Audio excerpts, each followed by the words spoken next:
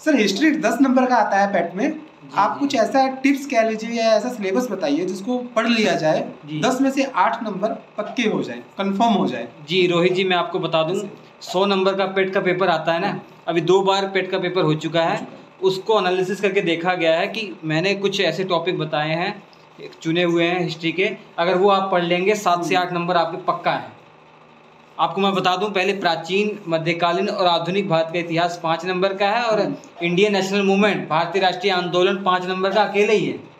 तो मैं आपको टॉपिक बताता हूं, देखिए स्क्रीन पर आपके आ रहा होगा।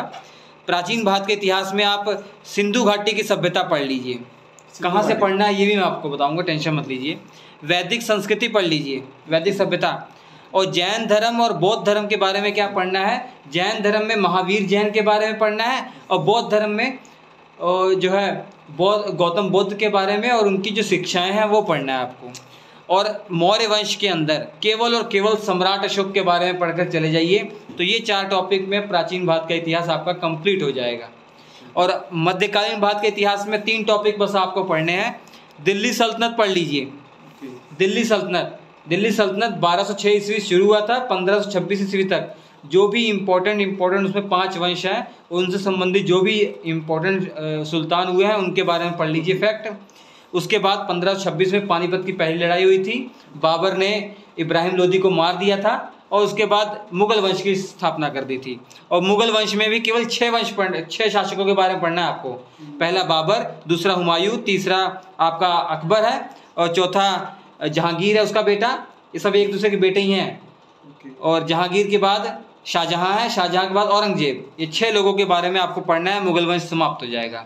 और मराठा साम्राज्य के बारे में बताऊं भैया, छत्रपति शिवाजी के बारे में पढ़ लीजिए। ये भोंसले फैमिली से थे, भोंसले फैमिली से थे। इनके जो पुत्र थे उनके बारे में पढ़ लीजिए, उनके जो वंशज थे उत्तराधिकारी, उनके बारे में थोड़ा बहुत टॉपिक पढ़ने के बाद डायरेक्ट आप चले जाइए पेशवा साम्राज्य में। पेशवा साम्राज्य में 2-3 टॉपिक बहुत, जो शासक है बहुत इंपॉर्टेंट है, जैसे बाजीराव प्रथम।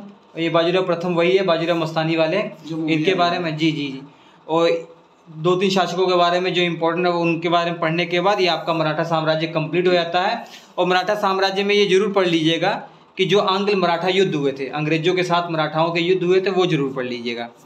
और मॉडर्न हिस्ट्री में भारत में यूरोपीय जो कंपनियां आई थी उनमें से जो सबसे इम्पोर्टेंट है अंग्रेजी ईस्ट इंडिया कंपनी, उनके बारे में पढ़ना है। इनका प्रारंभिक इतिहास थोड़ा बहुत पढ़ लेना है आपको, ठीक है। और 1857 की क्रांति जो हमने की थी, जो जिसको कहीं कहीं इसको पहला स्वतंत्रता संग्राम भी बता दिया जाता है, ठीक है जी, ये पढ़ लेना है आपको। उसके बाद अंग्रेजों की भारत में जो आर्थिक नीति थी उसमें एक टॉपिक आता है जो सबसे इम्पोर्टेंट टॉपिक आता है कि उनके द्वारा भारत में चलाया गया राजस्व व्यवस्था, टैक्स इकट्ठा करने के लिए अलग अलग सिस्टम उन्होंने चलाया था। 3 सिस्टम बहुत इंपॉर्टेंट थे, वो आपको इस टॉपिक में पढ़ लेना है। तो मॉडर्न हिस्ट्री भी कंप्लीट हो जाएगा। तो ये 5 नंबर का पेपर आपका कंप्लीट हो जाएगा। अब इसके बाद 5 नंबर का अकेला ही इंडियन नेशनल मूवमेंट आता है, भारतीय राष्ट्रीय आंदोलन आता है। तो भारतीय राष्ट्रीय आंदोलन में पहला टॉपिक आपको पढ़ लेना है इंडियन नेशनल कांग्रेस। भारतीय राष्ट्रीय कांग्रेस 1885 में इसकी स्थापना हुई थी, ठीक है। और इसकी स्थापना के बाद इसके जो अधिवेशन कुछ हुए थे, ठीक है ना, इसके कुछ अधिवेशन हुए थे, कई जगह जो अधिवेशन हुए थे, जो महत्वपूर्ण अधिवेशन है वो पढ़ना है। और कहाँ कहाँ अधिवेशन हुए थे, कौन कौन अध्यक्ष बना था, वो पढ़ लेना आपको, ठीक। उसके बाद 1905 में बंगाल का विभाजन अंग्रेजों ने कर दिया था, जिसका हमने बहुत विरोध किया, हमने आंदोलन चलाया, उसी को स्वदेशी आंदोलन और बहिष्कार आंदोलन कहते हैं, वो पढ़ना है हमें। और इसके बाद सविनय अवज्ञा आंदोलन गांधी जी के द्वारा चलाया गया था, जब उन्होंने दांडी यात्रा की थी साबरमती से, वो दांडी यात्रा पर निकल दिए थे और दांडी पहुंचने के बाद नमक कानून उन्होंने तोड़ा था, उसके तहत ही उन्होंने सविनय अवज्ञा आंदोलन शुरू कर दिया था, सिविल डिसोबीडिएंट मूवमेंट शुरू कर दिया था, वो पढ़ना है। और हमारे देश में क्रांतिकारियों की जो भूमिका है उसको हम नकार नहीं सकते, ये जरूर पढ़ लेना है।